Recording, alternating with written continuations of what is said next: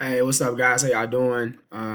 Name's Daryl Jones, and I had the pleasure of reading Skinner this week, chapter 13, and that chapter is titled "What is Inside the Skin." And so with this chapter, it was a little tough for me. It was probably one of the most intense chapters for me to read, um, just because there was a lot of information.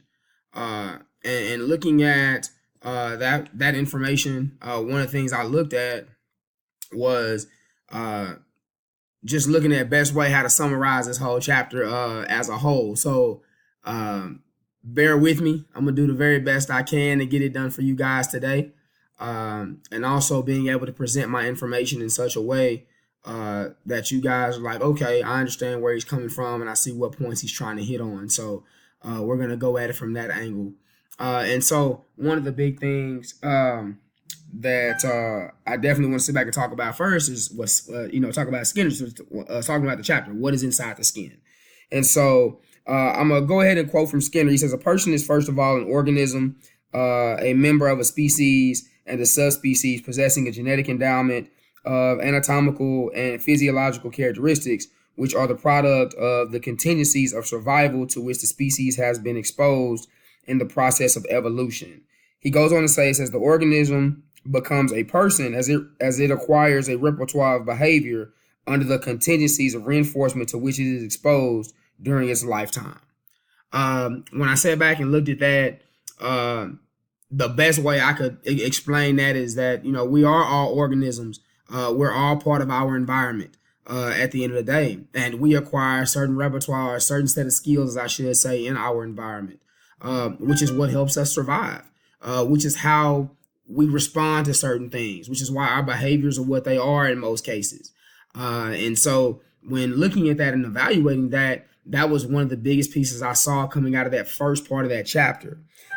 He goes on to talk about, as we go through, and I'll quote Skinner again. He says, in the traditional mentalistic view, on the other hand, a person is a member of the human species who behaves as he does because of many internal characteristics or possessions. And then so he goes on to talk about a few. I'll just name a couple of them. He says, among them, sensations, habits, intelligence, opinions, dreams, personalities, moods, decisions, fantasies, and so forth. He goes on to name quite a few more.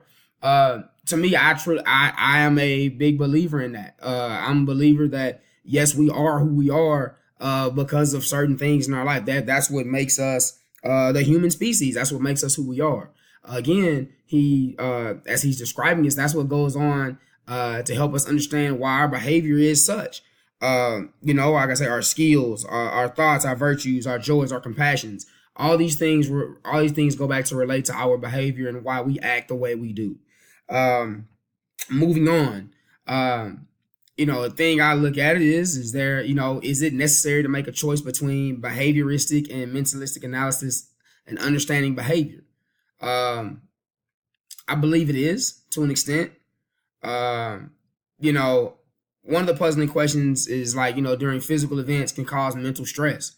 And so when we look at this right here, we talk about, again, going back to the human species, and I'm going to quote it again, but behaves as he does because of many internal characteristics. So think about times like when you're stressed out. How do you behave? I know for myself, I get a little irritable when I'm stressed out. I get a little, I get moody, so to speak. In order to help me to relieve my stress, I like to either go run or work out. I go to the gym, and that's how I kind of bring myself back down and get myself back to where I need to get to. So as we go through the chapter, we continue going through the chapter. One of the things he talks about is how far back. It says when a person says that he acted because he felt like acting, we can put a little faith in the because until we have and explained why he or she had that feeling. And so I look at it from a standpoint of with my kids in class, with some of my behavior kids. When I ask them a question like, well, why did you do that? Because, that's usually the first answer. Because, excuse me, because what? What made you want to do that? Why did you respond that way to this question, or why did you respond that way to this stimulus during that time in class?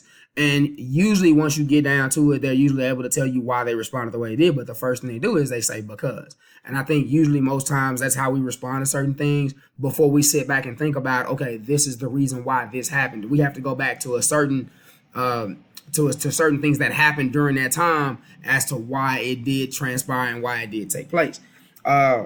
Relation, we talking about, again, still talking about how far back. I kind of want to stay on this because and the reason why I want to stay on this piece right here as we're going through the chapter is because looking at how far back when we're looking at a certain behavior, like how far back we should go on it. And so going back to quote Skinner again, he says, he goes on and he says that the point is not to be found in the psyche, and the explanatory force of mental life has steadily declined as the promise of the environment has come to be more clearly understood. So, going back again, he's talking about how the environment is being more understood now, how like we're starting to understand the environment a lot better now than what we were before, which is a good thing. Now that we understand the environment a little bit better, we can understand the behavior. I truly believe. This is what I believe. And I believe that once you're able to understand the environment, then you can sit back and look at the behavior and say, okay, this is why X, Y, and Z happened. Also going inside the chapter, he talks about, is a choice necessary? I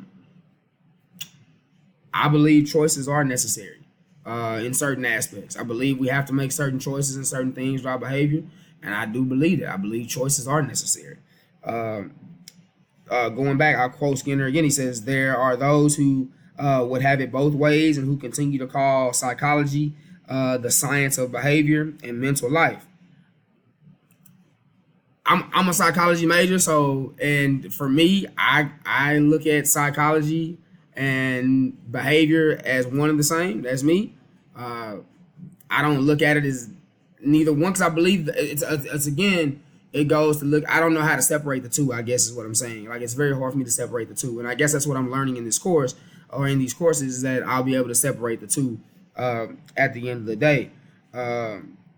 But he goes on to say, once again, I'm quoting from him in page 232. He says, to do so is to return to that three-stage sequence in which the physical environment acts upon the organism to generate mental or psychic activities, some of which ultimately find expression in physical action. It says, the puzzling question of how a physical event causes a mental event, which in turn causes a physical event, remains to be answered or dismissed as unanswerable.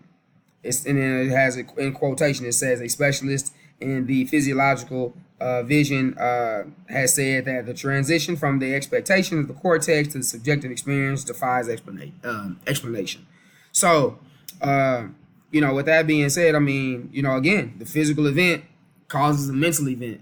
I could agree with that to an extent. I also, want to look at this. Like I say, again, I also look at this in, numerous different ways. But I like the way he describes that there in the book. And so as we continue to go on throughout, Skinner, he talks about the mind of the nervous system. And so the mind of the nervous system, and says, and he quotes it, he says, but this is the completion of behavioral account, not precisely the objective of a mentalistic analysis. Do we not close the gap between behavior and the prior environmental history of which it is a function when we feel or otherwise introspectively observe the states of our bodies arising from that history and responsible for that behavior? So it says, why should we bother to ask about the nature? I believe we should bother to ask about the nature of what has happened and what has transpired. So just kind of giving you guys some insight on the book. This chapter, like I said, tough chapter, but I think it came at a right time here in the course of in the course things of what we're studying. And one of the things that I'm gonna leave you with this question. One of the things that when I looked at with this book was it talked about how far back. Again, I keep going back to that. And so, do you agree with Skinner in this aspect? Do you agree with Skinner that how far back should we go to look at and interpret behaviors? Give me a shout out on that and let me know. How far back should we go? Do you agree with Skinner about how far back we should go to interpret behaviors? Let me know. Have a great day.